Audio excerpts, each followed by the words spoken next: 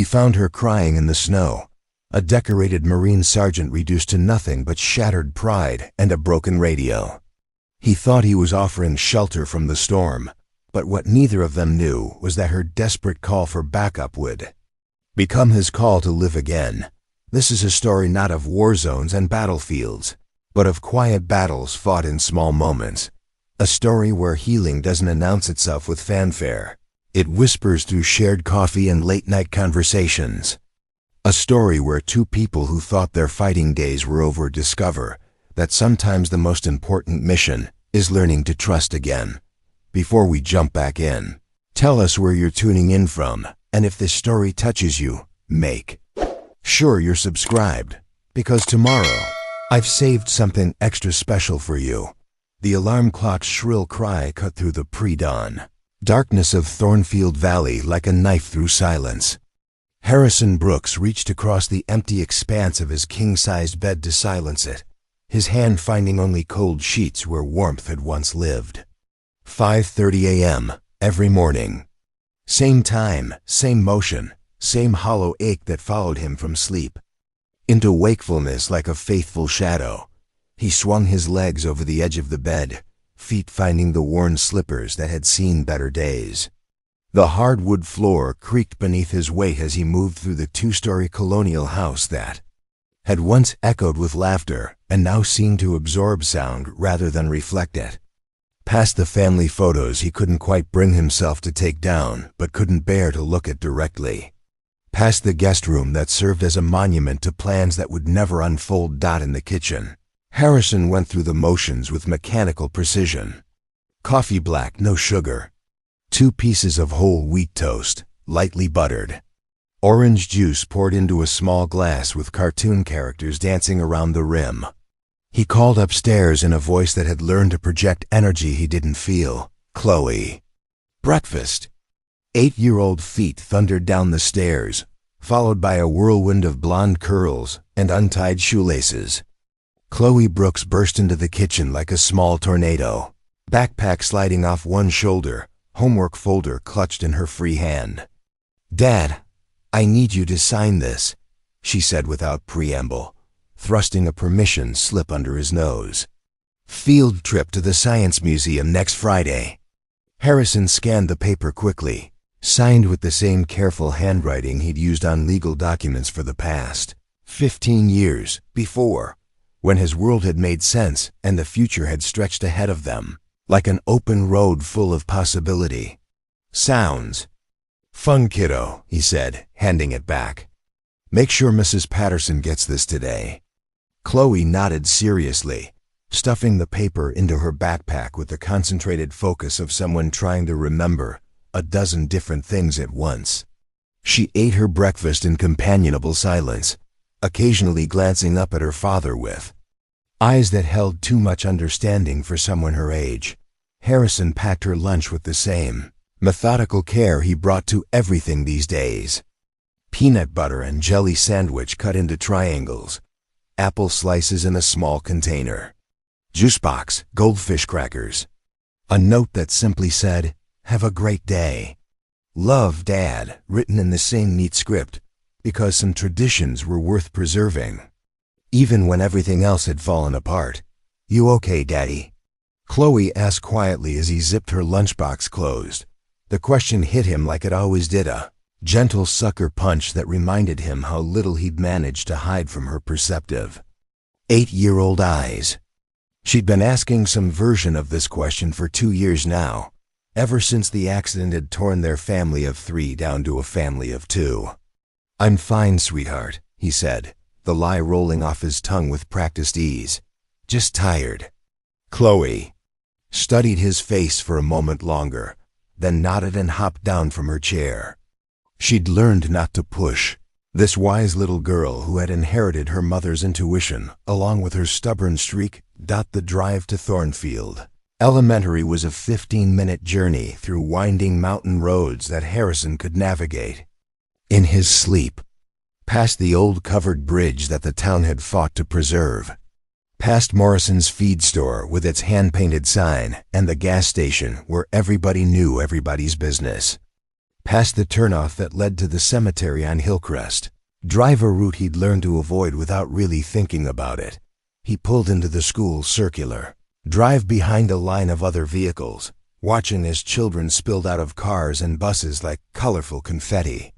Chloe kissed his cheek with the casual affection of a child who had never doubted she was loved, grabbed her backpack, and joined the stream of students heading toward the brick building. "Pick you up at 3, Harrison called after her. She turned and waved, her smile bright enough to temporarily chase away the shadows that seemed to follow him everywhere. Then she was gone, swallowed up by the crowd of her peers, and Harrison was alone again with the silence that had become his constant companion. The drive to his office at Brooks and Associates took him back through the heart of Thornfield Valley, past the courthouse where he'd won his first case, past the diner where he and Sarah used to grab coffee on Saturday mornings before Chloe was born, past a dozen small landmarks that had once been waypoints in a life, full of shared meaning and now served as reminders of what he'd lost. His law practice occupied the second floor of a converted Victorian house on Main Street, the kind of small-town firm that handled everything from divorce proceedings to property disputes. Harrison had built it from nothing over the course of 12 years, turning it into something he'd been proud of. Something that had mattered. Now it was just another piece of the routine that kept him moving forward when moving forward was the last thing he wanted to do. His secretary, Mrs. Henderson, had already sorted the morning mail and left his coffee steaming on the mahogany desk that had been Sarah's last birthday gift to him. 43 years old, and he moved through his professional life like a man twice his age, carrying the weight of responsibilities that felt heavier with each passing day.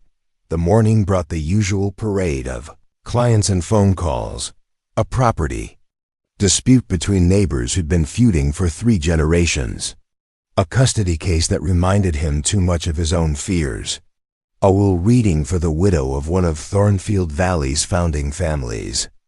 Important work, necessary work, but work that felt increasingly disconnected from anything resembling passion or purpose. By lunch, Harrison had cleared his morning appointments and found himself staring out the window at the snow-covered streets below.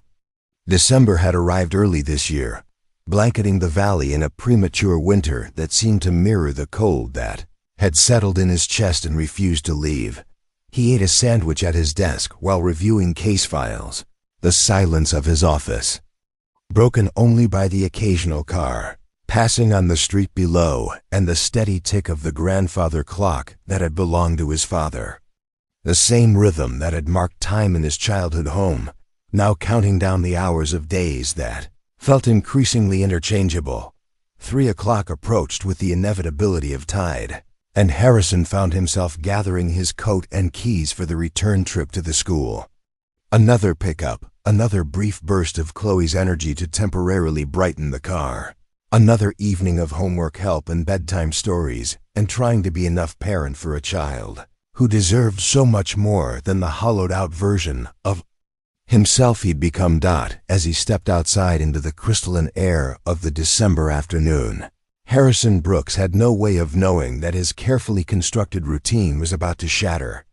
That somewhere in the woods beyond Thornfield Valley, a decorated Marine sergeant named Jocelyn Stone was crying into a broken radio, and that her desperate call for backup would become his call to remember what it felt like to truly live. Snow was beginning to fall again, and Harrison pulled his collar higher as he walked toward his car, moving with the mechanical precision of a man who had learned to survive, but had forgotten entirely how to hope. The detour wasn't planned.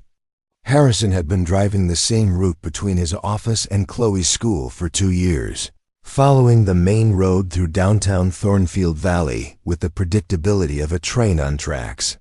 But today, Main Street was blocked by a water main break that had the city crews scattered around orange cones and heavy machinery, forcing traffic onto the winding back roads that cut through the forested hills surrounding the town. Harrison found himself navigating Pine Ridge Road, a narrow ribbon of asphalt that snaked through dense woods of evergreen and bare-branched oak. Snow had been falling steadily since noon, accumulating on the road surface just enough to make driving treacherous, but not quite enough to call off school. The kind of weather that made him grateful for the all-wheel drive on his Subaru and anxious about the time ticking away on his dashboard clock. He was running late. Chloe would be waiting in the school's main office with the other children whose parents had been delayed, and he hated the thought of her standing there with her backpack, scanning the faces of arriving adults and not finding his among them. It was a small thing, maybe, but in the careful architecture of grief that had become his life, small things mattered more than they should. Preparing and narrating this story took us a lot of time, so if you are enjoying it, subscribe to our channel. It means a lot to us. Now back to the story. The radio was playing softly some forgotten classic rock station that filled the silence, without demanding attention when he saw the vehicle. It was pulled off the road about 50 yards ahead. A dark green Jeep Wrangler tilted at an odd angle with its hazard lights, blinking like a heartbeat against the white backdrop of falling snow. Harrison's first instinct was to keep driving. He wasn't particularly mechanical, wouldn't know how to help with engine trouble, and Chloe was waiting. But as he drew closer, something made him ease off the accelerator. Maybe it was the lawyer in him, trained to notice details that others might miss. Maybe it was the father in him, conditioned to worry about people stranded in bad weather. Or maybe it was something deeper, some part of himself that had been sleeping for 2 years and was finally stirring to life. The Jeep's driver's side door was open, and he could see a figure hunched over what looked like a radio or communication device. As his car drew alongside, Harrison caught a glimpse of the person inside, a woman with short dark hair, wearing military fatigues, her shoulders shaking in a way that had nothing to do with the cold. She was crying. Harrison pulled over without really making a conscious decision to do so, his hazard lights joining hers in their synchronized plea for attention. He sat for a moment with the engine running, watching the woman through the swirl of snowflakes, and felt something he hadn't experienced in months, the urge to help someone who wasn't his daughter. The woman looked up as he approached, and Harrison saw a face that was striking in its combination of strength and vulnerability. High cheekbones, dark eyes rimmed with red, a jawline that suggested someone accustomed to command, but was now slack with exhaustion or despair. She wore the uniform of a United States Marine, sergeant stripes visible on her sleeve, but she looked nothing like the recruiting poster image of military precision. She looked broken.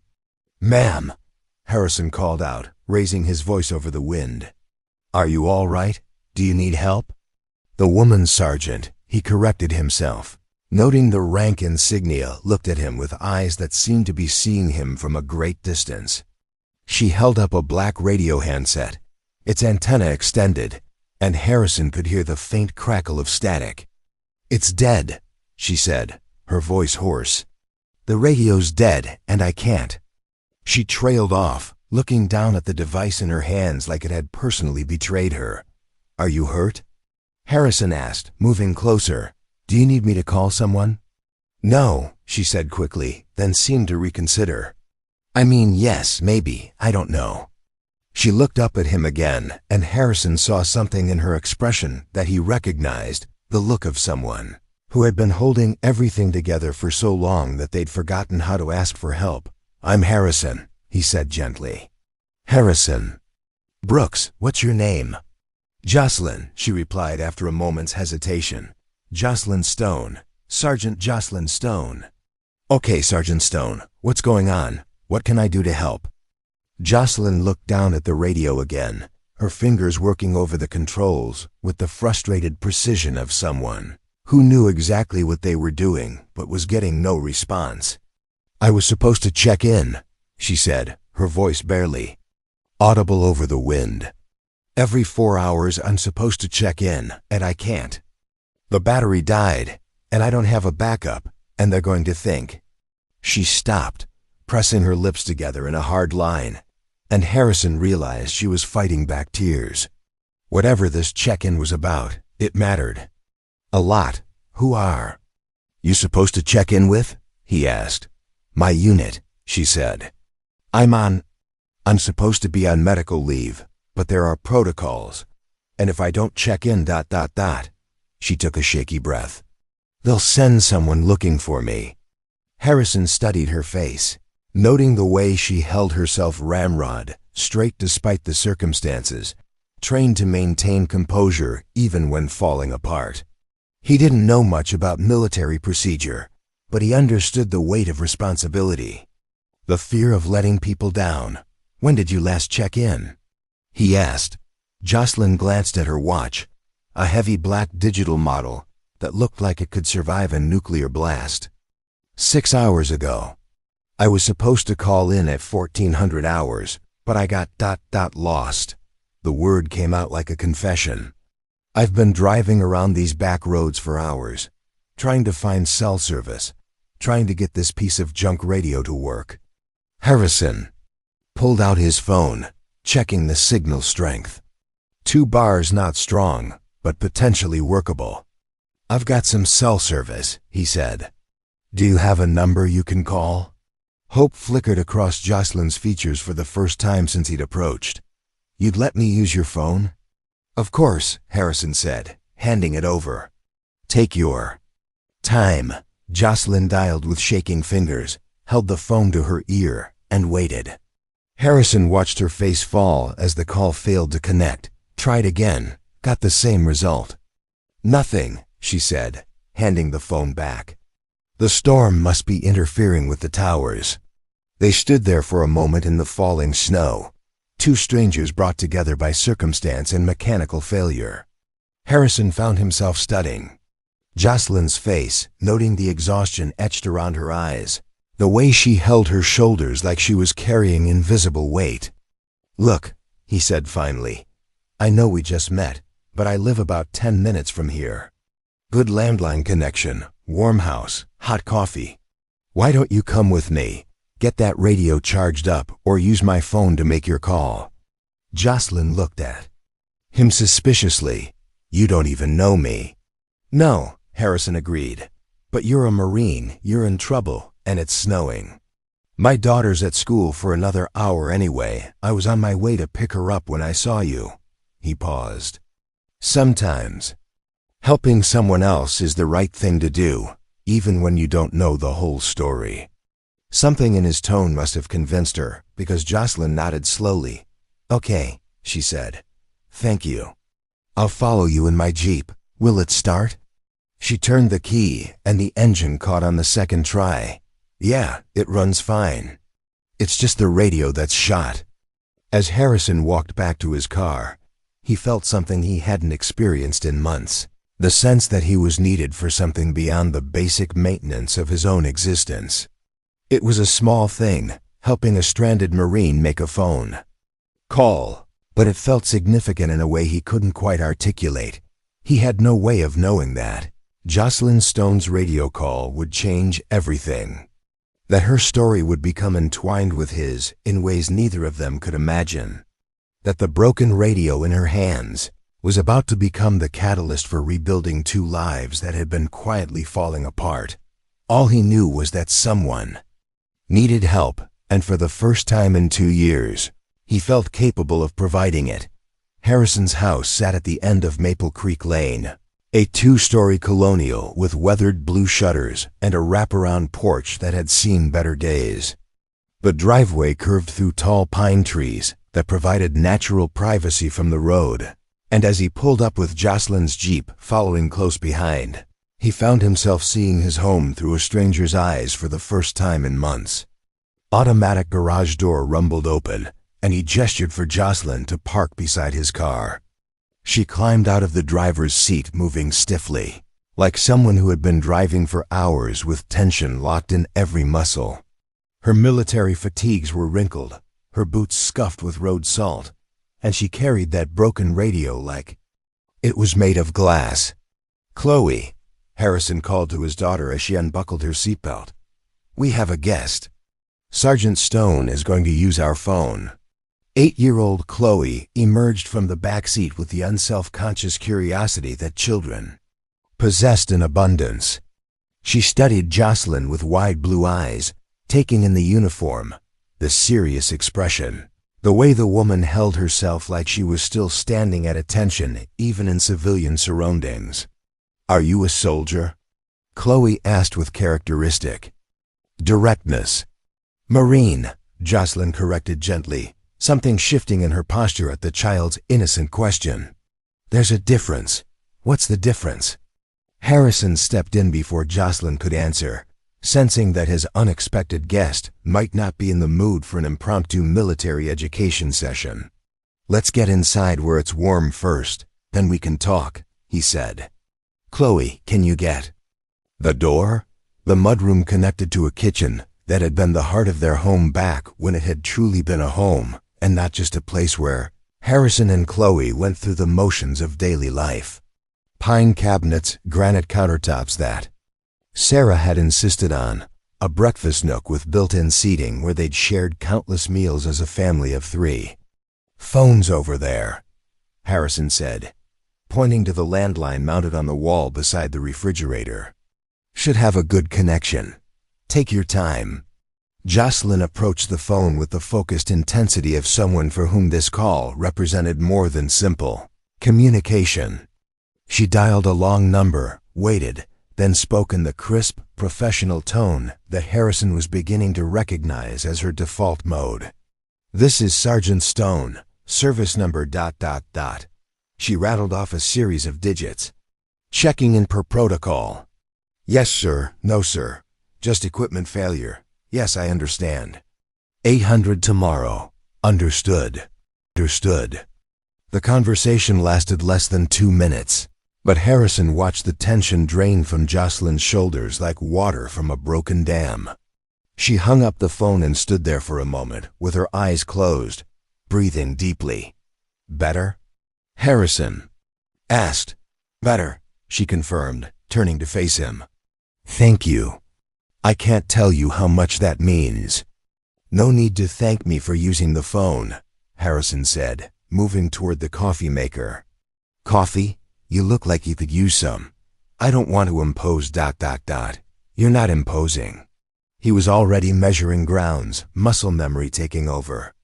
"Besides, Chloe was going to interrogate you about the Marines anyway. Might as well be comfortable while it happens." Chloe had arranged herself at the kitchen table with her homework spread out in front of her, but Harrison could tell she was listening to every word. She'd inherited her mother's ability to multitask, appearing to focus on one thing while actually absorbing everything happening around her. "Do you fight bad guys?" Chloe asked without looking up from her math worksheet. Jocelyn sat down across from her, moving carefully like someone who wasn't sure she was welcome. "Sometimes," she said, "but mostly I help people. Marines help people." "My dad helps people too," Chloe said matter-of-factly. "He's a lawyer. That means he argues with people for money." "Chloe," Harrison warned, but he was smiling despite himself. "It's true," Chloe protested. "You said so yourself. You said lawyers argue for a living." Jocelyn laughed, a real laugh that transformed her face completely. "Well, when you put it like that ... Harrison poured coffee into 2 mugs, adding cream to his own and offering the container to Jocelyn. She took it black, no sugar, which somehow didn't surprise him. He set the mug in front of her and watched her wrap her hands around it like she was drawing warmth from more than just the ceramic. "How old are you?" Chloe asked, abandoning any pretense of doing homework. "Chloe, that's not polite ... It's fine," Jocelyn said. "I'm 28. How old are you?"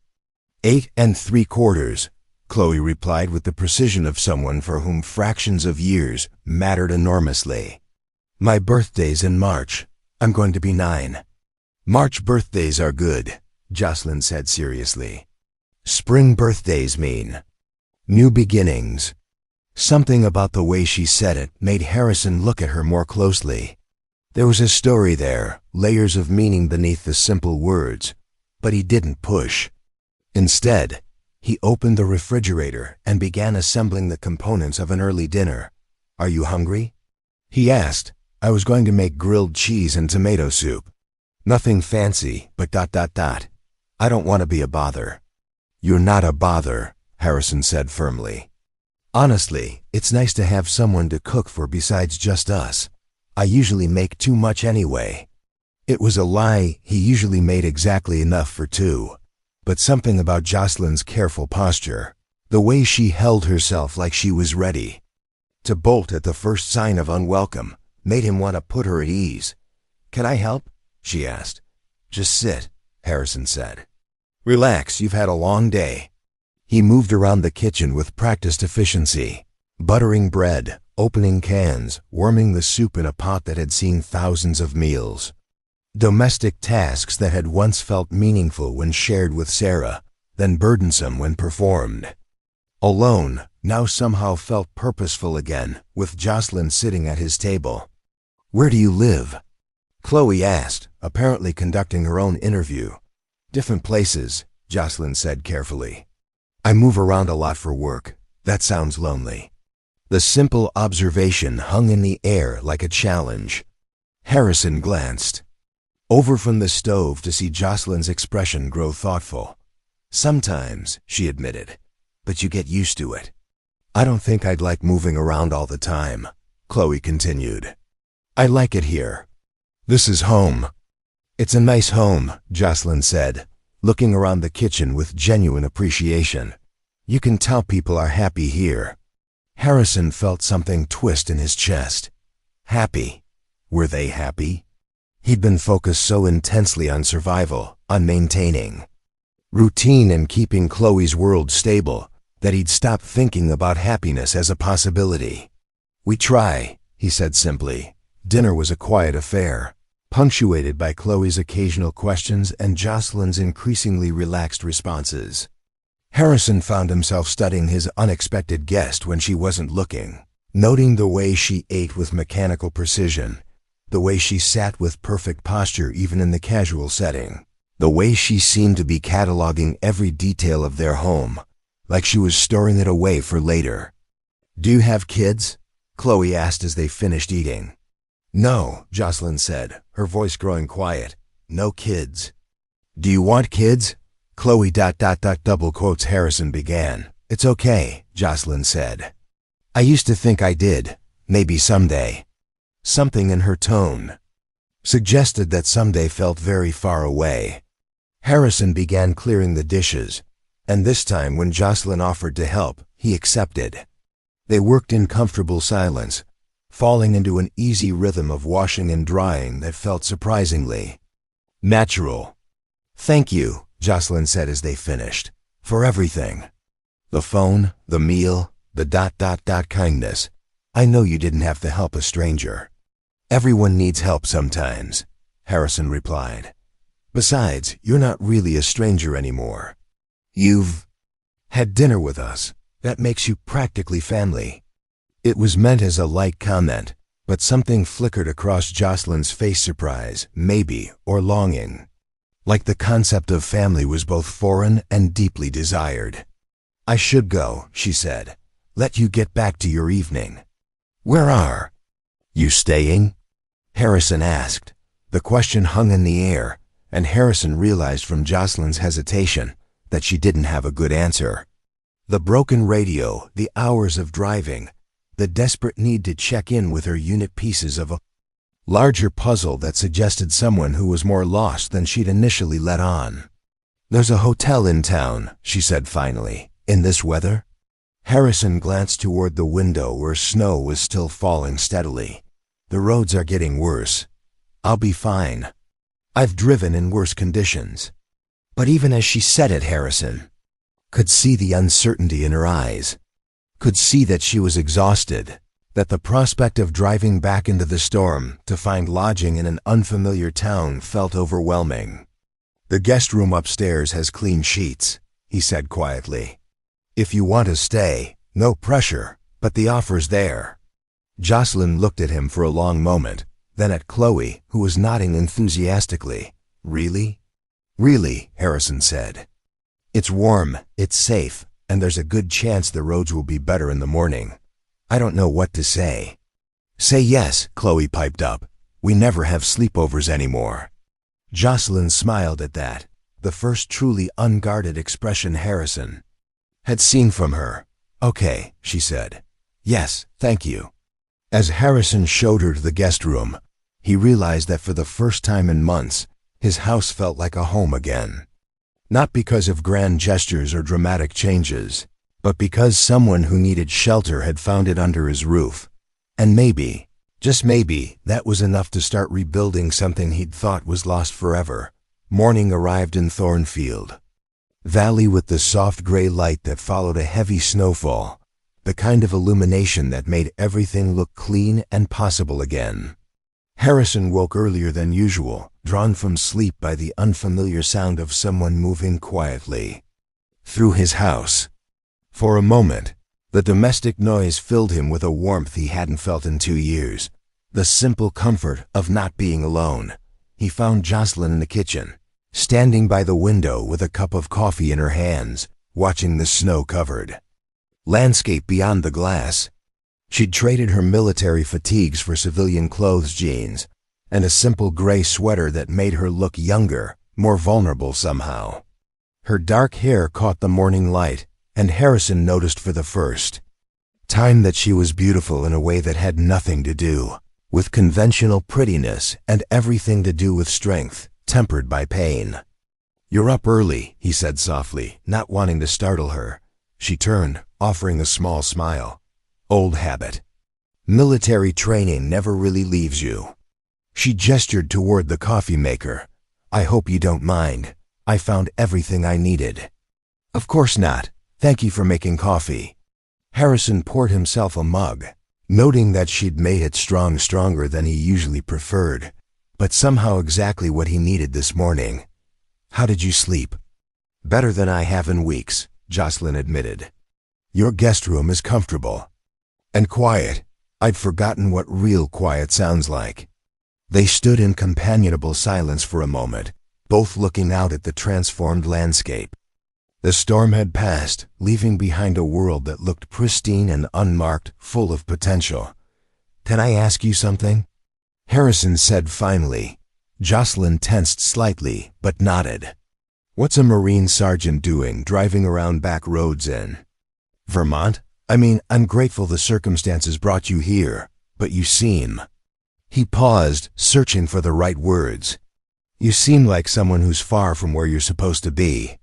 Jocelyn was quiet for so long that Harrison began to think she wouldn't answer.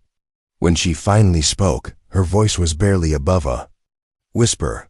I'm on medical leave, she said. Mandatory.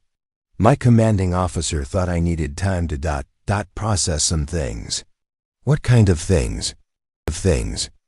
She turned away from the window, leaning against the counter with her arms crossed defensively. I lost someone. Someone I was responsible for. Someone who shouldn't have died, but did because I made the wrong call at the wrong moment. The words hung in the kitchen air like a confession. Harrison felt something shift in his chest, a recognition that went deeper than sympathy. What happened? He asked gently. His name was Miguel Santos, Jocelyn said, staring down into her coffee. 22 years old, from Phoenix. Joined the Marines to pay for college, wanted to be a teacher when he got out. He was under my command during a patrol in... She stopped, shook her head. It doesn't matter where. What matters is that I made a decision that got him killed. Harrison watched her face carefully, seeing the way grief had carved itself into her features. What kind of decision? The kind that seems right in the moment and haunts you for the rest of your life. Jocelyn's voice was steady, but Harrison could hear the effort it took to keep it that way. We were supposed to check a building, routine. Sweep. I could have sent someone else. Should have sent someone else.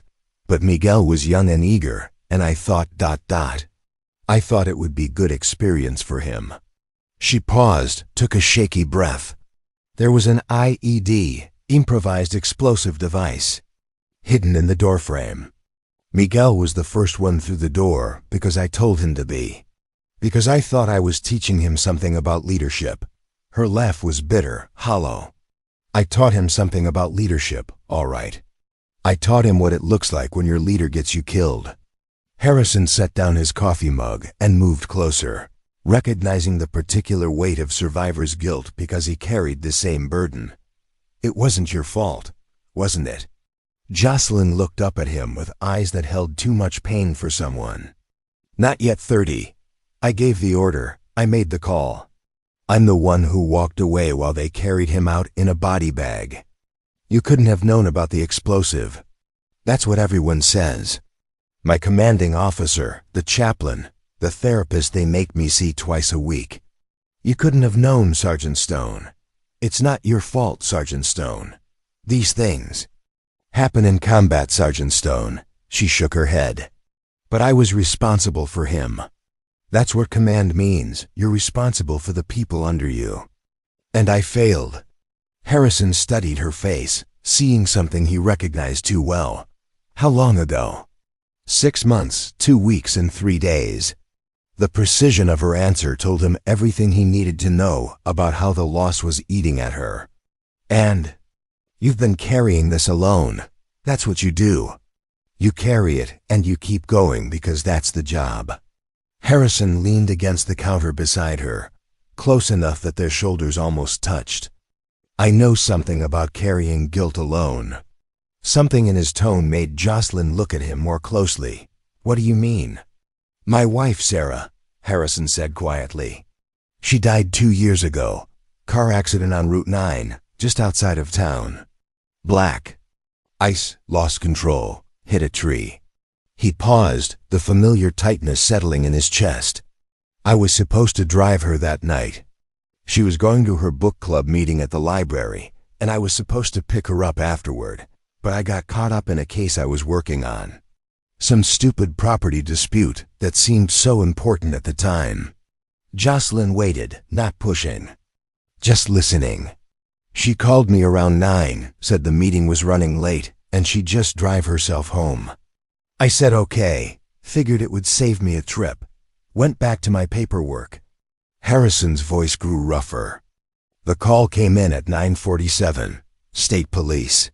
Said there'd been an accident. Said I needed to get to the hospital right away. By the time I got there, he couldn't finish the sentence. Didn't need to. If I'd just done what I was supposed to do, if I just picked her up like we'd planned, she'd still be alive. Chloe would still have her mother. I wouldn't be trying to figure out how to raise a daughter alone while pretending I'm not falling apart. They stood in silence, two people who had each made split-second decisions that had cost them everything. That mattered. It's not the same thing, Jocelyn said finally. You were just trying to work, trying to provide for your family. I was in a combat zone. I should have known better. Should you? Harrison turned to face her fully. Or are you doing what I've been doing for 2 years, replaying the same moment over and over, looking for the magic words or actions that would change everything? Jocelyn's eyes filled with tears she'd been holding back for months. I keep thinking about his mother. Miguel's mother. She writes me letters sometimes, tells me it's not my fault, that she doesn't blame me. But how can she not blame me? I blame me. Because grief isn't logical, Harrison said softly. Because sometimes the people we lose wouldn't want us to carry. They're death like a stone for the rest of our lives. Because sometimes forgiveness comes from places we don't expect it. How do you know that? Harrison managed a small smile. Because Sarah used to say that guilt was just love with nowhere to go. And Miguel's mother keeps writing to you because she sees something in you that you can't see in yourself. Jocelyn wiped at her eyes with the back of her hand. I haven't been sleeping. Haven't been eating right. My commanding officer says if I don't start dealing with this properly, they'll discharge me. And being a Marine is all I know how to be. It's all I've ever been good at. That's not true, Harrison said. I watched you with Chloe last night. You were patient with her questions, kind to her curiosity. You know how to connect with people, how to make them feel seen. That's not just being a Marine, that's being human. I don't feel very human most days. I know the feeling. Harrison reached over and gently touched her arm. But you're here.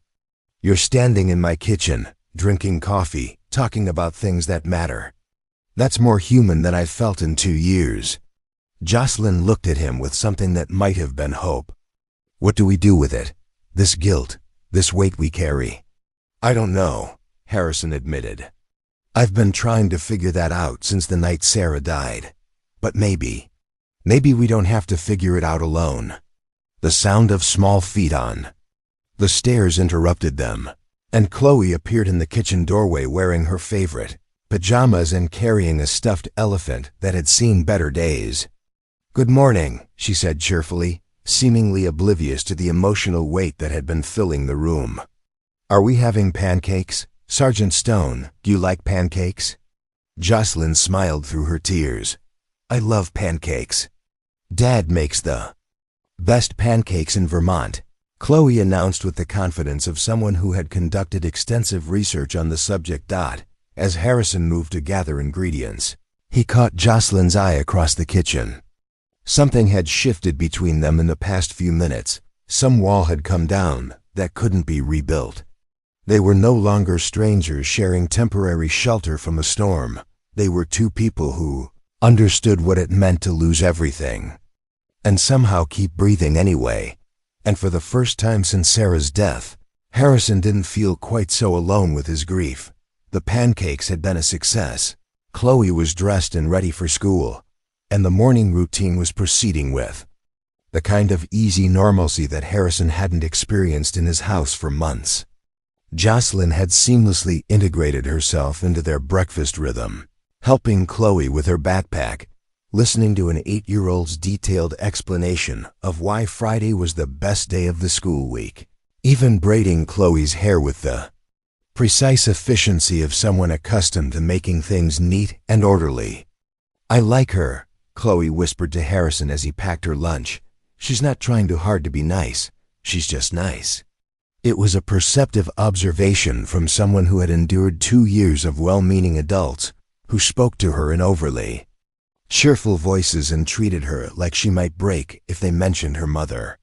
Jocelyn, by contrast, talked to Chloe like she was a real person with real thoughts worth hearing.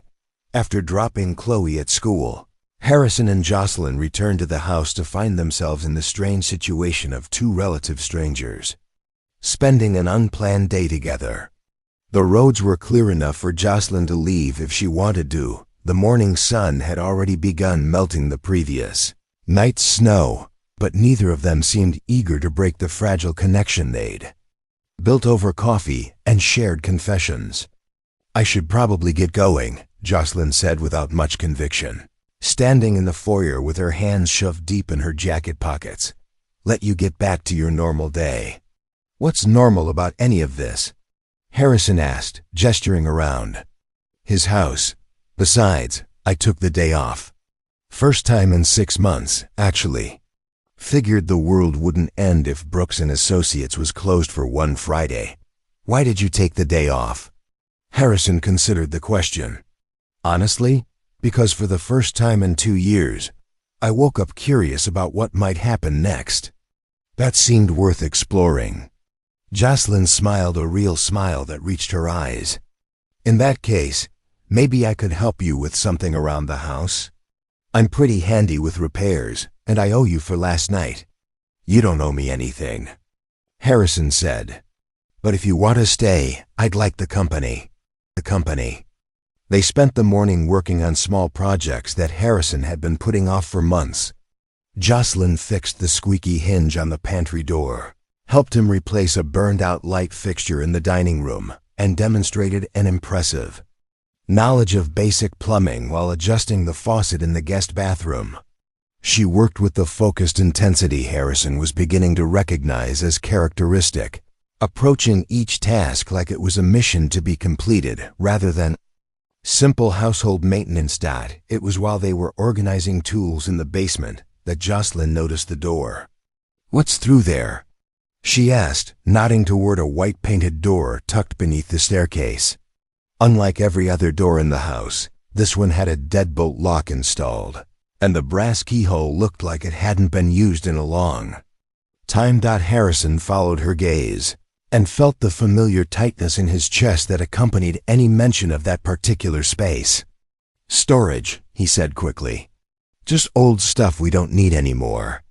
But Jocelyn had spent enough time reading people in high-stress situations to recognize deflection when she heard it. She studied Harrison's face, noting the way his jaw had tensioned. The way he'd suddenly become very interested in organizing a toolbox that had been perfectly organized already. "You know," she said carefully, "in the Marines, we have a saying, the thing you're most afraid to do is usually the thing you most need to do. It's just storage." Harrison repeated, but his voice lacked conviction. "Harrison," Jocelyn said. Down the wrench she'd been holding and turned to face him fully. "Yesterday you helped me make the phone call I was terrified to make.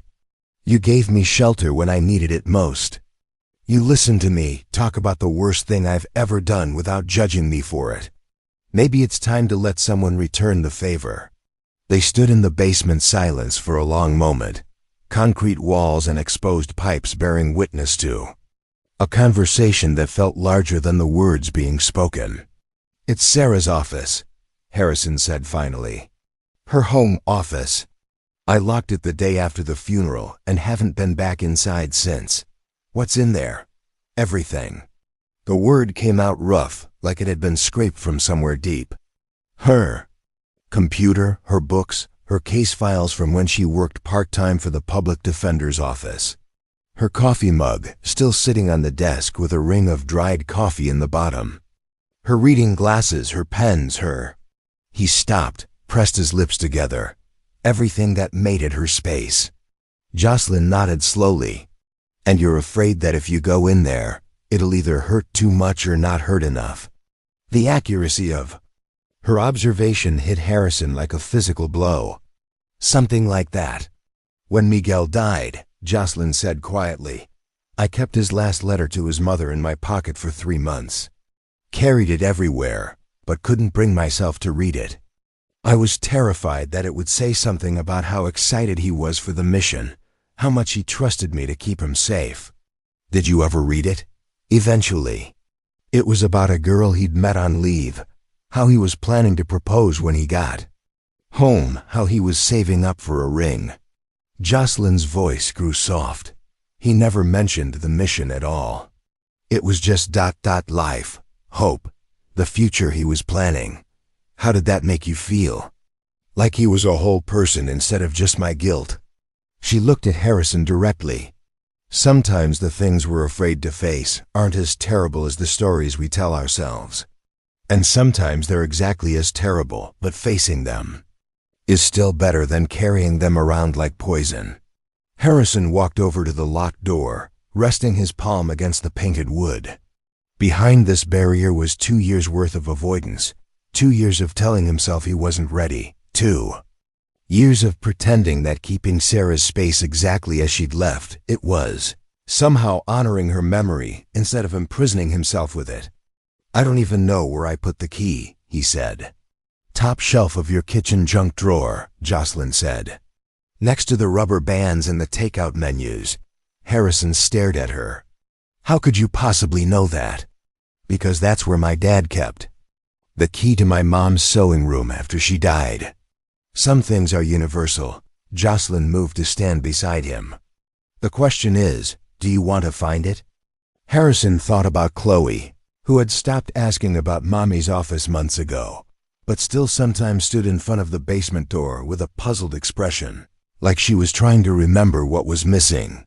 He thought about Sarah, who had been the most forward-thinking person he'd ever known, who would have been horrified to learn that he'd turned her workspace into a shrine to paralysis. "Yeah," he said. "I think I do." The key was exactly where Jocelyn had predicted, hidden beneath rubber bands and expired coupons like a small brass secret. Harrison held it in his palm for a moment, feeling its weight, before heading back downstairs. With Jocelyn following quietly behind, the lock turned easily despite 2 years of disuse.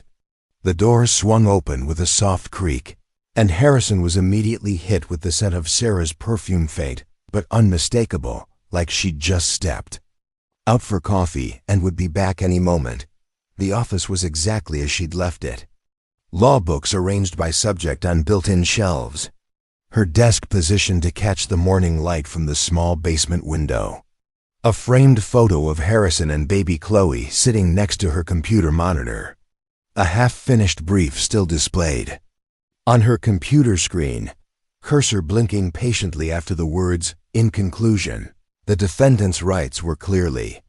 But instead of the overwhelming grief Harrison had expected, he felt something else: gratitude. This room wasn't a tomb, it was evidence of a life fully lived, work that had mattered, a person who had made a difference. She was working on a case, he said, more to himself than to Jocelyn. What kind of case? Harrison moved closer to the computer, reading the brief Sarah had been writing. Child custody.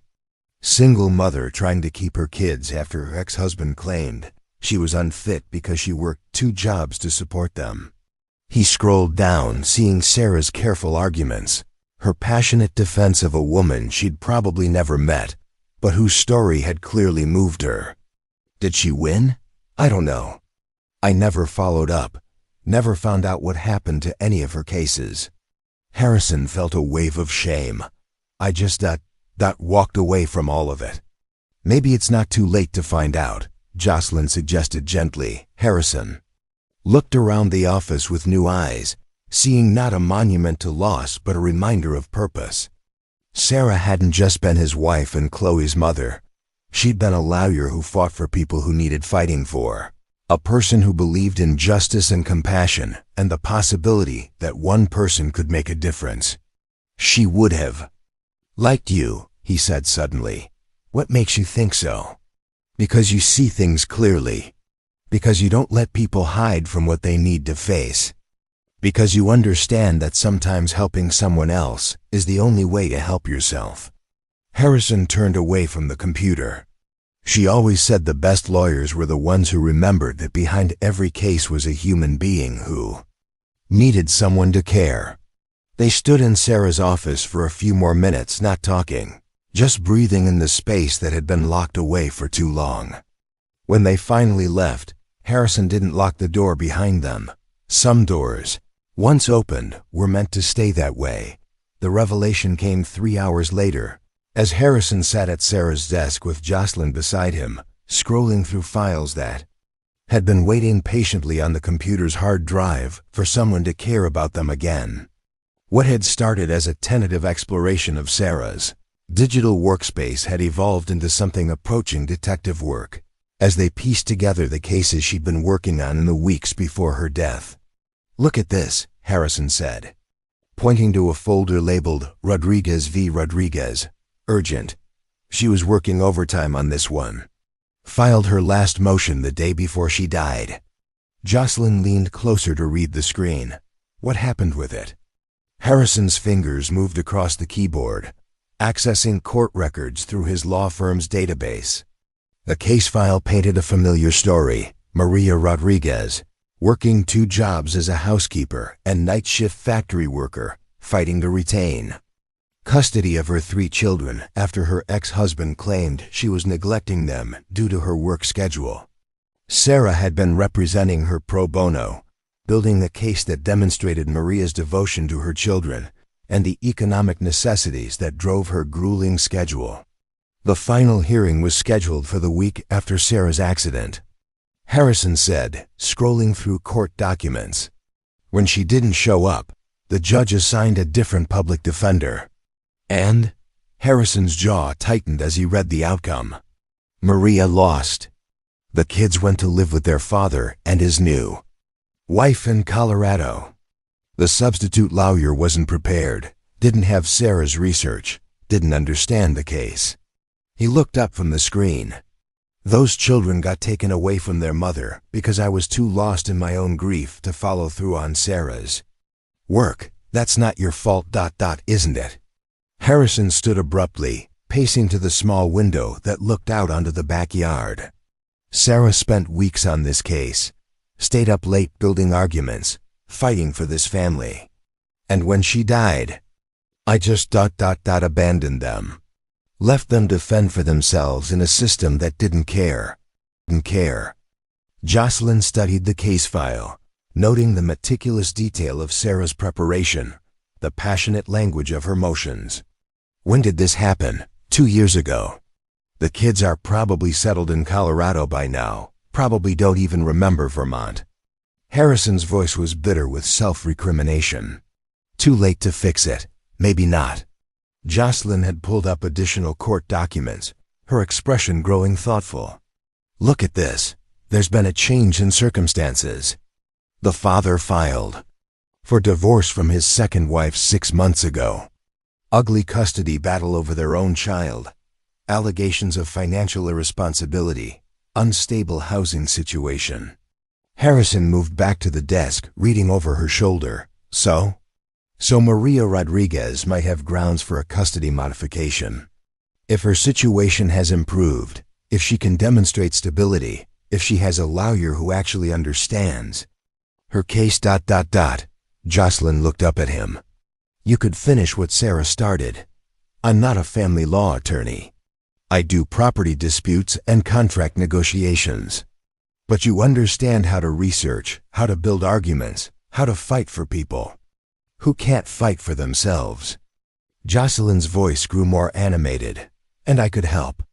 I know about investigations, about gathering evidence, about finding people who don't want to be found. Harrison stared at her. You want to track down Maria Rodriguez? I want to finish what your wife started, Jocelyn said simply. I want to do something that matters instead of sitting around feeling sorry for myself. For the first time since opening Sarah's office, Harrison felt something besides grief. He felt possibility. She might not even want to reopen the case. He said, 2 years is a long time. She might have moved on, built a new life. Or she might be lying awake every night missing her children and wondering why no one cared enough to keep fighting for her. The words hit Harrison like a physical blow, partly because they were true and partly because they could have been describing his own sleepless nights for the past 2 years. Even if we found her, even if she wanted to pursue it, family court. Cases like this, they're expensive, time-consuming, emotionally brutal. I couldn't charge her. She obviously doesn't have money for a lawyer, and I can't afford to work for free indefinitely. What if you didn't have to? Jocelyn pulled up another folder on Sarah's computer, this one labeled Pro Bono Project Notes. Look at this. Your wife was planning something bigger. She was researching how to establish a legal aid clinic, partnering with other attorneys to provide free representation for custody cases. Harrison read through Sarah's notes with growing amazement. Detailed plans for approaching local attorneys about donating time, research into grant funding for legal aid organizations, contact information for family court judges who might support, expanded pro bono services, even preliminary sketches for a small office space that could serve as headquarters for what she was calling the Family First Legal Initiative. She never told me about this, Harrison said quietly. Maybe she was waiting for the right time. Maybe she wanted to have it more developed before she presented it to you. Jocelyn scrolled through pages of Sarah's careful planning. Or maybe she knew you'd try to talk her out of it because it would be financially risky for your firm. That last observation stung because it was probably accurate. Harrison had always been the cautious one in their marriage, the one who worried about overhead costs and stable income streams. Sarah had been the dreamer, the idealist who believed that doing the right thing would somehow work out financially. This would be a massive undertaking, Harrison said. We're talking about reorganizing my entire practice, bringing in other attorneys, securing funding, establishing protocols. We're talking about finishing what she started, Jocelyn corrected. We're talking about making her death mean something, instead of just being an ending. Harrison looked around the office that had been sealed off for 2 years, seeing it now as Sarah must have seen it, not just a workspace, but a launching pad for something that could make a real difference in people's lives. He thought about Chloe, who would grow up either knowing that her mother's death had led to something meaningful, or knowing that her father had. been too paralyzed by grief to honor her mother's vision. "Where would we even start?" he asked. "With Maria Rodriguez," Jocelyn said. "One case, one family. We find her, we help her if she wants help, and we learn what we need to know to help the next family. And after that? After that, we figure out how to turn your wife's dream into reality." Jocelyn's expression was more animated than Harrison had seen since meeting her. "We build something that lasts, something that helps people who need help." Harrison thought about Miguel Santos, the young Marine who had died under Jocelyn's command, who had wanted to be a teacher when his service ended. About Sarah, who had died while working late on a case for a client who couldn't pay her. About all the ways that good intentions could be cut short by circumstances beyond anyone's control. "It won't bring them back," he said. "No," Jocelyn agreed. "But it might give their deaths meaning. And it might help us figure out how to live with ourselves." Harrison looked at Sarah's computer screen, still displaying her unfinished brief for Maria Rodriguez, cursor still blinking after the words, "In conclusion, the defendant's rights were clearly ... After 2 years, that sentence was finally going to be completed. "Okay," he said. "Let's find Maria Rodriguez." "Really? Really?" Harrison felt something he hadn't experienced since the night Sarah died. The sense that he had work to do that mattered. "But first, we need to pick up Chloe from school. She's going to want to hear about this." As they prepared to leave Sarah's office, Harrison realized that opening that locked door had done more than just confront his grief. It had reminded him who he was supposed to be, not just a man trying to survive the loss of his wife, but a lawyer who could fight for people who needed fighting for. And for the first time in 2 years, that felt like enough of a reason to get out of bed in the morning. Finding Maria Rodriguez turned out to be easier than Harrison had expected, and more heartbreaking than Jocelyn had prepared for. 3 phone calls to local social services, a conversation with a former neighbor, and a drive to the east side of Thornfield Valley led them to a small apartment complex where Maria worked as the building superintendent in exchange for reduced rent. She answered the door wearing work clothes and a wary expression that immediately shifted to recognition when Harrison introduced himself as Sarah Brooks's husband.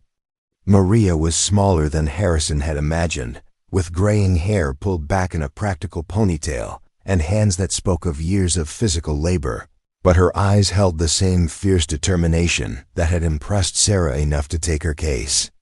"Pro bono, Mr. Brooks," Maria said, switching from Spanish to accented English as she invited them inside.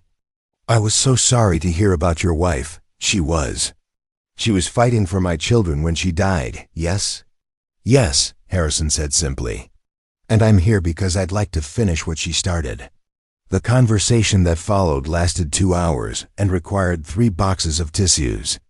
Maria had spent the past 2 years working multiple jobs, attending English classes, and saving every penny in the hope that someday she might be able to afford another lawyer to help her regain custody of her children. She showed them letters from her kids' stilted, formal communications that suggested children who were being coached on what to write to their mother. "Miguel is 15 now," Maria said, showing them a school photo of a serious-looking boy with her eyes. "Ana is 13, and little Carlos just turned 11. They are good kids, but they don't know me anymore. When I call, they are polite but distant, like I am a stranger." Jocelyn leaned forward. "Have you been able to visit them?" "Twice a year, supervised visits. 1 hour each time with a social worker watching everything we do." Maria's voice broke slightly. "Carlos, he used to climb on my lap and tell me stories. Now he sits across the room and answers questions with yes or no." Harrison pulled out his laptop and began taking notes, falling back into the familiar rhythm of client consultation.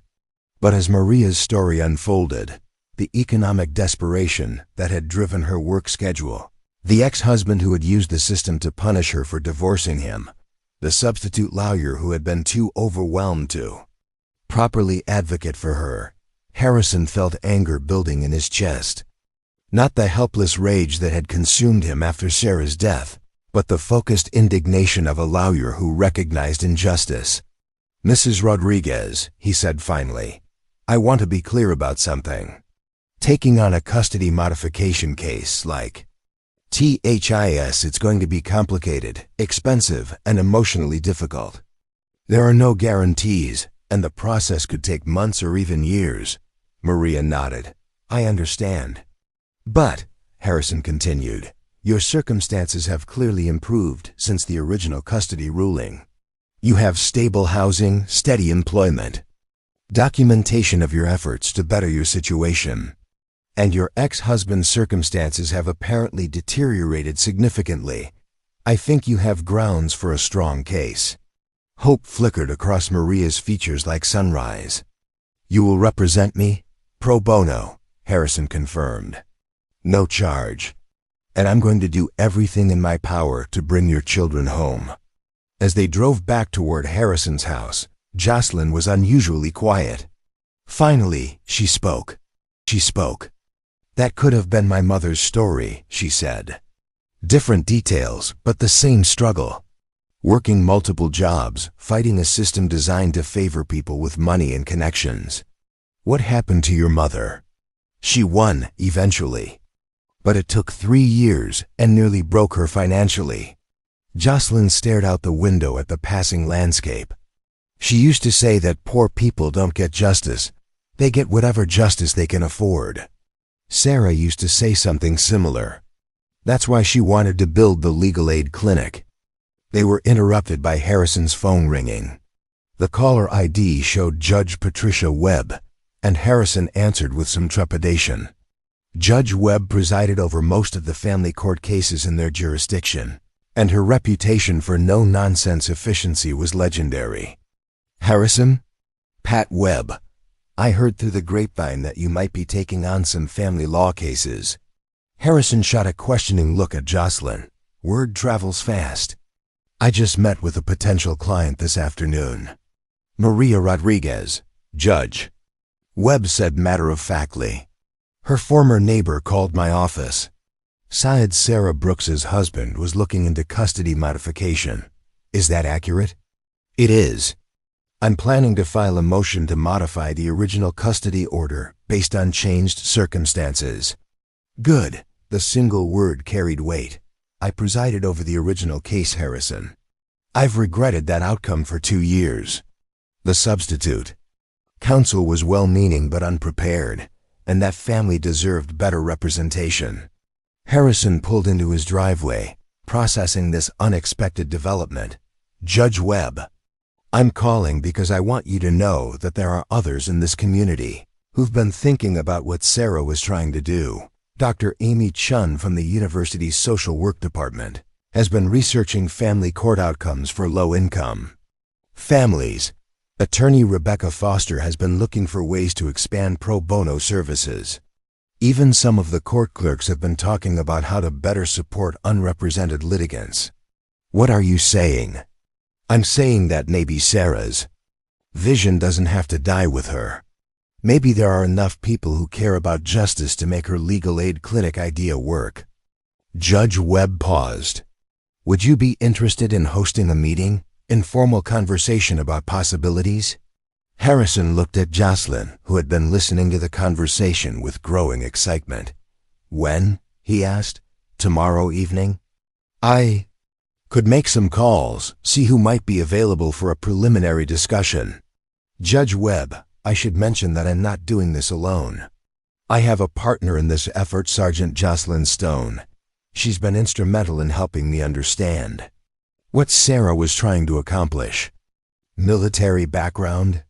Marine Corps. She understands investigations, evidence gathering, client advocacy from a different perspective. Even better, we need people who understand how systems work and how they sometimes fail the people they're supposed to serve." After hanging up, Harrison and Jocelyn sat in the car for a moment, processing what had just happened. "That was surreal," Harrison said finally. "That was momentum," Jocelyn corrected. "That was what happens when you start doing Work that matters. Other people who care about the same things find their way to you. Chloe emerged from the front door of the house, having been dropped off by her after-school babysitter, and waved enthusiastically at them through the windshield. "Are you ready for this?" Harrison asked Jocelyn as they prepared to go inside, and explained to an 8-year-old that their quiet household was about to become the headquarters for something much larger. "Are you kidding?" Jocelyn smiled, and Harrison realized it was the first time he'd seen her look genuinely excited about the future. "I've been ready for this my whole life. I just didn't know what this was until now." As they walked toward the house where Chloe was waiting with homework questions and dinner suggestions, Harrison felt something he hadn't experienced since Sarah's death, the sense that he was moving toward something meaningful rather than just away from something painful. Tomorrow evening, his living room would fill with strangers who shared Sarah's vision of justice.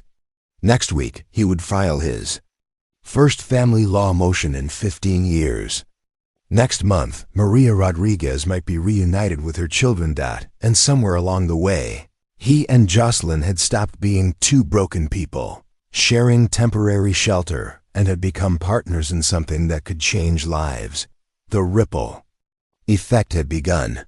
The emergency call came at 5:47 a.m. on Saturday morning, 3 hours before the planned meeting that was supposed to launch Sarah's legal aid clinic vision into reality. Harrison jolted awake to his phone buzzing insistently on the nightstand, the display showing Maria Rodriguez's number. "Mr. Brooks." Maria's voice was tight with panic, speaking rapid Spanish before switching to English. "I'm sorry to call so early, but they came to my apartment, the police, with papers. They say I have to go to court on Monday, or they will arrest me." Harrison sat up, instantly alert. "Slow down, Maria. What kind of papers? Who sent them?" "My ex-husband," he filed. "Something, emergency motion, they call it, says I am." "How do you say contempt of court?" "Because I hired you without telling him first." Her voice broke. "They say if I don't appear, they will issue a warrant." Harrison was already reaching for his laptop, his mind racing through the legal implications. "Maria, I need you to read me exactly what the papers say word for word." As Maria read through the legal documents, Harrison felt cold anger building in his chest. Robert Rodriguez hadn't just filed an emergency motion, he'd orchestrated a calculated legal ambush designed to intimidate Maria into backing down from the custody modification. The contempt charge was spurious, based on a misinterpretation of divorce decree language, but it would require an immediate response and could derail their case before it even began. "Maria, listen to me carefully," Harrison said, pulling on clothes with one hand while holding the phone with the other. "This is a scare tactic. You haven't done anything wrong. But we need to respond quickly and professionally." "I don't understand. How can he do this?" "I just want my children back." "Because he has a lawyer who knows how to use the system as a weapon," Harrison said grimly. "But so do we. I'm going to make some calls, and then I'm coming to get you. We're going to spend today preparing a response that will not only defeat this motion, but strengthen our custody case." After hanging up, Harrison found Jocelyn already dressed and making coffee in the kitchen. She'd obviously heard his end of the conversation. "Legal ambush?" she asked without preamble. "The worst kind. Ex-husband is trying to intimidate Maria into dropping the custody modification by filing a bogus contempt motion that requires an emergency court appearance." Harrison accepted the coffee gratefully. "It's brilliant, actually. Even if we defeat the motion, it burns time, money, and emotional energy that Maria doesn't have. What do you need me to do?" Harrison looked at her, this woman who had stumbled into his life by accident and somehow become indispensable to everything he was trying to build. "I need you to call Judge Webb and the others who were supposed to come to the meeting today. Explain what's happening, see if anyone can help with research or preparation. And the meeting? We'll have to postpone. "No," Jocelyn's voice was firm. "We don't postpone, we adapt." If these people really want to help build something meaningful, they need to see what that looks like when the pressure is on. She was right, and Harrison realized that her military background was showing the ability to adjust tactics without abandoning the mission. You want to turn our legal aid clinic planning meeting into a war room session for Maria's case? I want to show everyone who walks through that door today that this isn't just about good intentions and committee meetings. This is about real people facing real crises who need real help right now. By 9 a.m., Harrison's living room had been transformed into something resembling a legal command center. Maria sat at the kitchen table with Chloe, who had appointed herself as official tissue provider and handholder. Judge Webb arrived first, took one look at the organized chaos, and rolled up her sleeves. "What do you need?" she asked simply. Doctor Amy Chun from the university brought 3 graduate students, who began researching case law precedents on contempt motions in family court. Attorney Rebecca Foster showed up with another lawyer Harrison didn't recognize, Emma Santos. She introduced herself. "I handle domestic relations cases, and I've dealt with Robert Rodriguez's attorney before. He's a bully who relies on intimidation tactics." What had been planned as a casual exploratory meeting became an intensive legal clinic focused on Maria's case. People who had never met before were collaborating with the efficiency of a team that had worked together for years, united by the common goal of preventing an injustice. Jocelyn moved through the organized chaos like a battlefield commander, coordinating research efforts, managing information flow, and keeping everyone focused on the mission objective. She'd set up a timeline on the dining room wall, mapping out every task that needed to be completed before Monday's court appearance. "We need character witnesses," she announced to the room at large. "People who can testify to Maria's stability, work ethic, commitment to her children." "I'll handle that," Dr. Chun volunteered. "My students can conduct interviews, prepare affidavits. We also need documentation of the ex-husband's changed circumstances," Emma Santos added. "Financial records, employment history, anything that supports our argument that his situation has deteriorated." "On it," said another voice from the corner. Harrison looked up to see a man he didn't recognize, tall, graying, wearing a casual sweater. Judge Webb noticed his confusion. "Harrison, meet Detective Lieutenant Mike Torres, retired. He's been doing private investigation work since leaving the force. Pro bono cases only." Torres nodded at Harrison. "Judge Webb called me this morning, explained the situation. I've already pulled public records on Robert Rodriguez. Bankruptcy filing 8 months ago, 2 arrests for disorderly conduct, eviction. Notice from his current apartment. This guy's life is falling apart." By noon, they had assembled a comprehensive response to the contempt motion that was stronger than anything Harrison could have prepared on his own. More importantly, they had demonstrated to Maria and to each other that the legal aid clinic concept wasn't just theoretical. "This is what Sarah envisioned," Judge Webb said quietly to Harrison as they worked on finalizing the court documents. "Not just lawyers providing free services, but a community of people committed to justice working together." Maria had been quiet for most of the morning, overwhelmed by the coordinated effort being made on her behalf. Finally, she stood up in the middle of the bustling room and spoke in a voice that carried despite its softness. "I don't know how to thank you," she said, looking around at faces that had been strangers 12 hours earlier. "For 2 years, I felt so alone. Like no one cared about my children except me. Now." She didn't finish the sentence, but she didn't need to. Everyone in the room understood.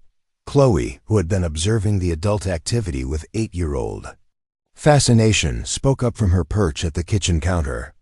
"Dad, is this what Mom wanted to do? Help people like Mrs. Rodriguez?" Harrison looked at his daughter, then at the room full of people who had given up their Saturday to fight for a family they'd never met. "Yes, sweetheart, this is exactly what Mom wanted to do." "Good," Chloe said with the matter-of-fact certainty of a child. She would be proud of you. As the day wound down and people began to leave, making plans to reconvene on Monday for the court appearance, Harrison found himself standing in his front hallway with Jocelyn. "This morning, when Maria called, I was terrified," he admitted. "Not just about losing the case, but about letting everyone down. About proving that I wasn't ready for this kind of responsibility. And now?" Harrison looked around his house, which still bore traces of the organized chaos that had consumed the day. Legal documents scattered across surfaces, empty coffee mugs abandoned on various tables, a whiteboard covered with strategic notes in multiple handwritings. "Now I feel like we can handle whatever comes next," he said. "Not just me, all of us." Jocelyn smiled. "That's what happens when you stop trying to carry everything alone." Monday's court appearance was a victory that exceeded their most optimistic expectations. The contempt motion was dismissed. Robert Rodriguez's attorney was sanctioned for filing frivolous paperwork, and Judge Webb granted Harrison's request for an expedited hearing on the custody modification. But the real victory had happened on Saturday, in a living room full of strangers who had become allies, proving that Sarah's vision of community supported justice wasn't just idealistic dreaming, it was a practical necessity that could change lives. The crisis had tested them, and they had not just survived but emerged stronger, more unified, and more committed to the work ahead. The custody hearing for Maria Rodriguez was scheduled for the following Thursday, and the newly formed legal aid team had spent the week preparing with the intensity of a military operation. Harrison's house had become an unofficial headquarters, with people coming and going at all hours, the dining room table permanently covered with case files and legal documents, and the coffee maker working overtime. By Wednesday evening, they were as ready as they could be. The witnesses were prepared, the evidence was organized, and Emma Santos had uncovered additional documentation of Robert Rodriguez's deteriorating circumstances that would strengthen their case considerably. Maria had spent the afternoon practicing her testimony with Dr. Chun, and even Judge Webb had stopped by to offer informal guidance on courtroom procedure. As the last of the team members left for the night, Harrison found himself alone with Jocelyn in the sudden quiet of his house. Chloe had fallen asleep on the living room couch an hour earlier, exhausted by the week's excitement, and they'd carried her upstairs to bed without waking her. "I should probably head to my hotel," Jocelyn said, but she made no move toward the door. She'd been staying at the Thornfield Inn since their impromptu legal clinic had expanded into a week-long operation, claiming she didn't want to impose on Harrison's hospitality any longer than necessary. "You don't have to go," Harrison said quietly. "I mean, if you want to stay, the guest room is still available." They stood in the hallway, neither quite meeting the other's eyes, both aware that something fundamental had shifted between them over the past week, but neither quite ready to name it. Working together so intensively, watching each other navigate crisis and uncertainty, had created an intimacy that went beyond their initial connection over shared grief. "Harrison," Jocelyn said finally, "I need to tell you something." He waited, noting the tension in her shoulders, the way she seemed to be gathering courage for whatever she was about to say. "I'm supposed to report back to my unit in 2 weeks, she said. "My medical leave is ending. They expect me to return to active duty." The words hit Harrison like a physical blow. He'd known, intellectually, that Jocelyn's presence in his life was temporary, but somewhere in the intensity of building the legal aid clinic and preparing Maria's case, he'd stopped thinking about her leaving. 2 weeks, he repeated. "I could request an extension, but that would require medical documentation that I'm not ready to return to service. And the truth is ... double quote." She paused, took a breath. "The truth is, I am ready, or I was ready until this week. What changed?" Jocelyn looked around his house, taking in the evidence of their collaborative effort, the legal documents, the empty coffee mugs, the whiteboard still covered with strategic notes. "This changed. What we've built here, what we're doing for Maria and her family, what we're planning for the future. I've never been part of something that felt this important.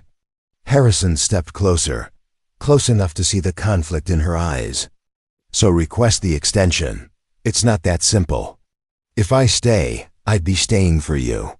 For this, for something that might not work out the way we hope it will. She looked directly at him. I'd be giving up everything I've worked for, everything I've been, for the possibility of becoming something different. And that scares you.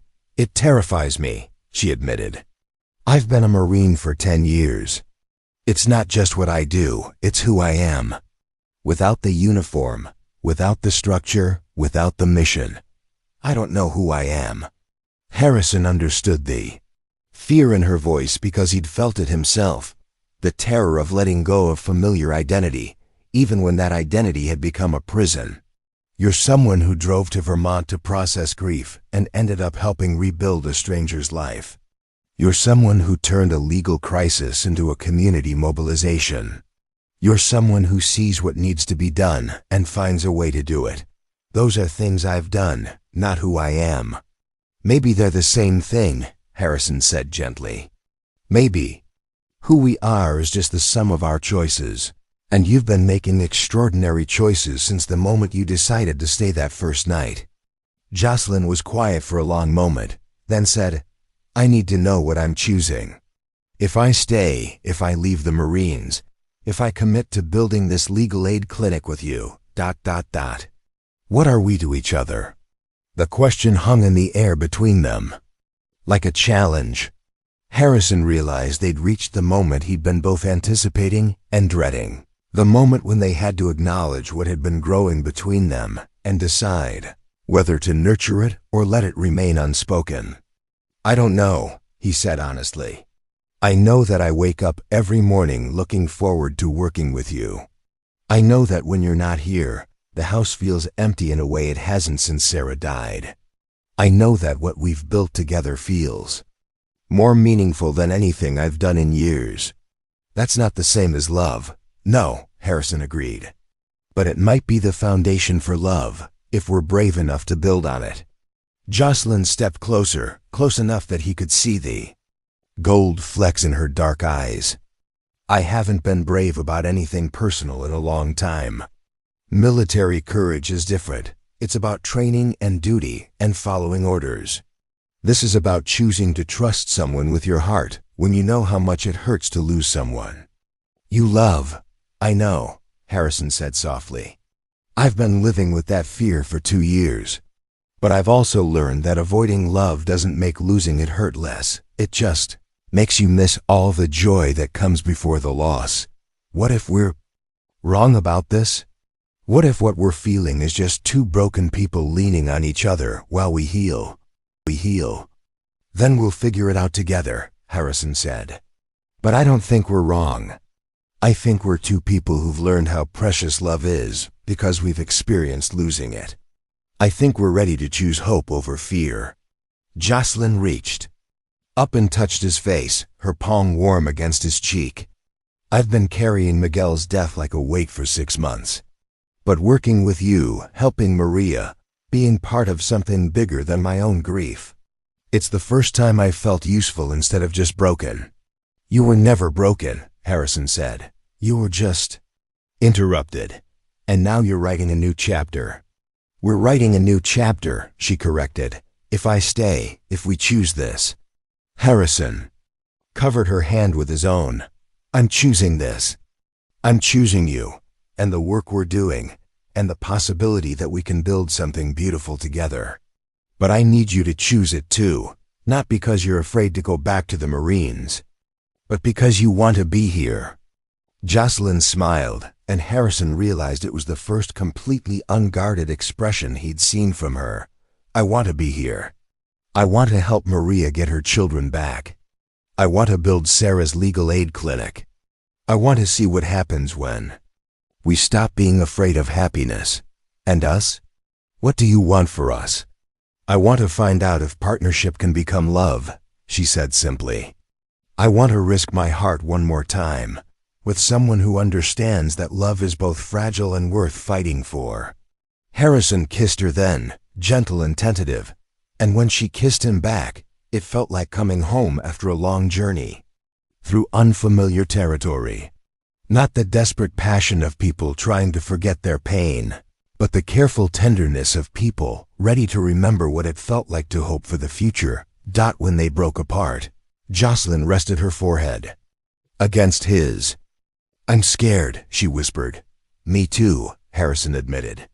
"But I'm more scared of letting you leave without telling you that I love you." "I love you too," she said, and the words felt like a promise they were both ready to keep. Outside, snow began to fall again, but inside Harrison's house, two people who had thought their stories were over realized they were just beginning the most important chapter of their lives. 6 months later, on a warm Thursday morning in early June, Harrison stood in the courthouse hallway watching Maria Rodriguez emerge from the family courtroom with tears streaming down her face and 3 children clinging to her like they never intended to let go again. Miguel, now 16 and nearly as tall as his mother, had his arm around her shoulders. Ana, 14 and fiercely protective, held her hand while glaring at anyone who looked their way. And Carlos, 12 years old and shy, pressed against his mother's side like he was trying to disappear into her embrace.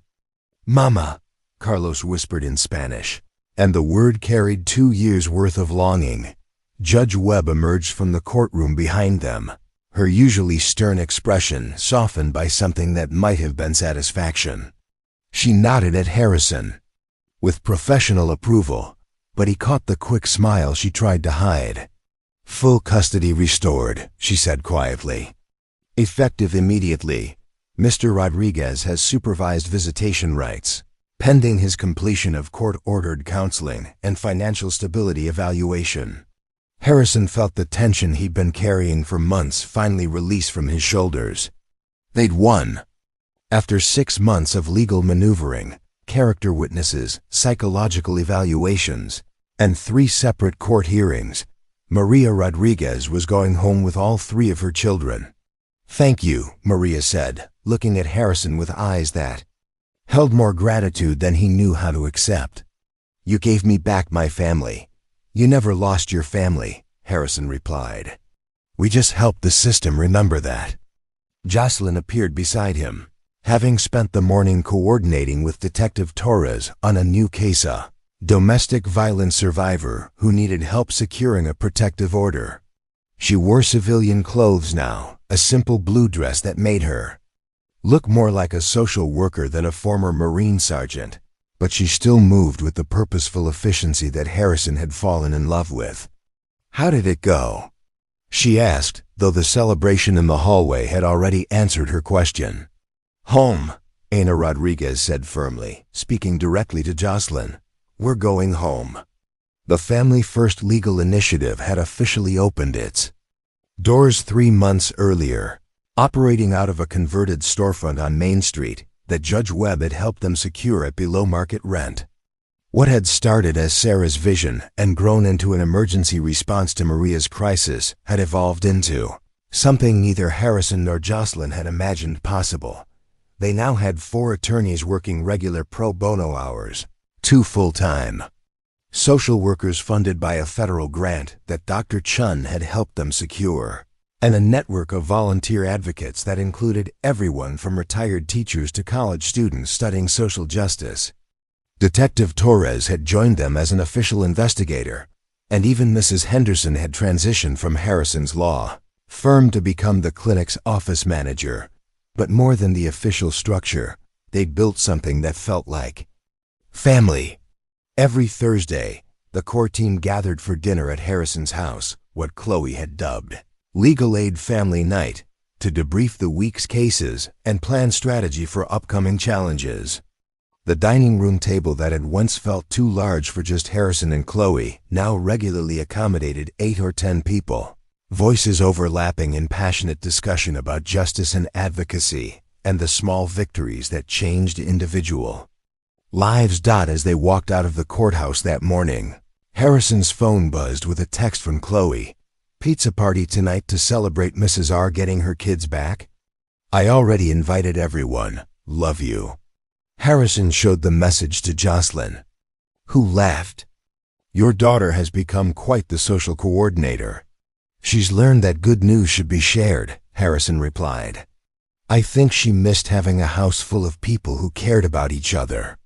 They'd been careful with Chloe, introducing changes gradually and making sure she understood that Jocelyn's presence didn't diminish her mother's memory. But Chloe had embraced Jocelyn with the uncomplicated acceptance of a child who recognized genuine kindness, and their relationship had grown into something beautiful, not a replacement for what she'd lost, but in addition to what she had. Evening celebration at Harrison's house was everything Chloe had promised and more. Maria's children, initially shy in the crowd of strangers who had fought for their family, gradually relaxed as they realized that everyone present had played a role in bringing them home. Miguel found himself in deep conversation with one of Dr. Chun's graduate students about college applications. Aina appointed herself as Chloe's unofficial big sister, braiding her hair while they planned summer activities. Carlos discovered Harrison's collection of law books and spent an hour asking questions about justice and fairness that were both innocent and profound. He wants to be a lawyer, Maria told Harrison quietly as they watched her youngest son carefully examining a legal textbook. He says he wants to help families like ours. The world needs more lawyers who understand what injustice feels like, Harrison replied. When he's ready, we'll make sure he gets every opportunity. As the evening wound down and families began to leave, Harrison found himself on the back porch with Jocelyn, watching the sunset paint the Vermont mountains in shades of gold and purple. It had become their ritual, these quiet moments at the end of chaotic days, processing what they'd accomplished and planning what came next. I got a call today, Jocelyn said, her voice carefully neutral, from my former commanding officer. Harrison felt his stomach tighten. Despite her decision to request extended leave and eventually transition to civilian life, Jocelyn's relationship with the Marines remained complicated. What did he want? To congratulate me, actually. Apparently, the story of what we're doing here has reached some people in Washington. There's talk of using our model as a template for veteran transition programs, helping former military personnel find meaningful civilian careers in community service. That's incredible. They want me to consult on the program design. Not active duty, just civilian consultation. Help other veterans figure out how to translate military skills into social justice work. Jocelyn smiled. Turns out my commanding officer wasn't as disappointed in me as I thought. He said losing Miguel taught me something about leadership that I couldn't have learned any other way. Harrison reached for her hand. Miguel would be proud of what you've built in his memory. We've built, she corrected. I couldn't have done any of this alone. From inside the house came the sound of Chloe's laughter mixed with Carlos Rodriguez's shy giggles as they discovered some shared joke. The Family First legal initiative had helped reunite a family, but it had also created new connections that extended far beyond legal representation. Do you ever wonder what Sarah would think of all this? Jocelyn asked. Harrison considered the question. He'd stopped talking to Sarah's memory months ago, not because he loved her less, but because he'd finally learned the difference between honoring someone's legacy and being paralyzed by their absence. I think she'd be amazed by how much bigger it became than anything she originally envisioned, he said finally. She dreamed of helping a few families get legal representation. We've built something that changes how the entire community thinks about justice. Justice. And us? What would she think about us? Harrison smiled, remembering Sarah's fierce belief that love multiplied rather than divided, that the heart's capacity for caring grew stronger with use rather than weaker. I think she'd be glad that her death led to life instead of just more death, that her vision became reality not because I preserved everything exactly as she left it, but because I was brave enough to let it grow into something new. Judge Webb had been right that day in the Courthouse Maria's case had proven that. Sarah's legal aid clinic concept wasn't just idealistic dreaming but practical necessity. In 6 months, they'd handled 12 custody cases, 4 domestic violence protective orders, 2 wrongful termination suits, and countless smaller interventions that had prevented legal problems from becoming family crises. But more than the case statistics, they'd proven that ordinary people could create extraordinary change when they chose to work together instead of struggling alone.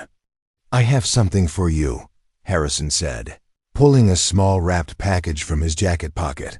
Jocelyn unwrapped it carefully, revealing a simple silver pendant, not an engagement ring. They'd agreed they weren't ready for that step yet. But something more meaningful than jewelry. Engraved on the pendant were 2 dates: the day Miguel Santos died, and the day the Family First Legal Initiative had opened its doors.